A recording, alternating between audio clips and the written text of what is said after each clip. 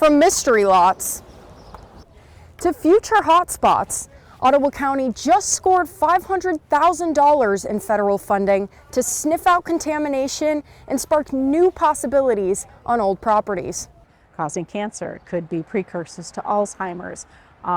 Certain things could be precursors to asthma. Brownfields are properties that are potentially contaminated by a hazardous substance. Becky Huttinga, Ottawa County Economic Development Coordinator, outlines some health risks attached to contamination exposure.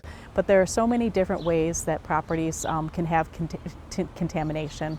It could be a dry cleaner, a gas station, an auto repair site. It could even be agricultural land that uses chemicals. Roman Wilson, a consultant for Brownfield, explains different ways these chemicals can reach people. A child walking across the site and maybe there's exposed contaminants and they could eat the soil or get it on their hands and ingest it. The wind can cause particulates to be inhaled.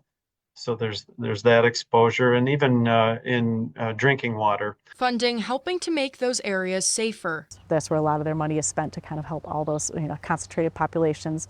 There might be sensitive populations there, children, older adults, things like that. And lessen the cost for developers. Right off the gate, before you know anything about what the contamination might be, you're into it for maybe $25,000 if it's an extensive phase 2 environmental assessment. Brownfield grants will transform contaminated properties into valuable spaces for businesses and housing, creating new opportunities that strengthen local economies. It creates jobs and housing and maybe retail or commercial, or maybe even green space in some instances. Some open spaces are restored. Underutilized properties can be put back on the tax rolls. And at the end of the project, the taxable value is, $600,000, $700,000. So then our schools are getting revenue from that. Our local units of government are getting revenue from that, from the taxes. Our fire departments are getting revenue from that. According to Becky, it is still unsure which properties the funding will be used for until assessment is requested from developers.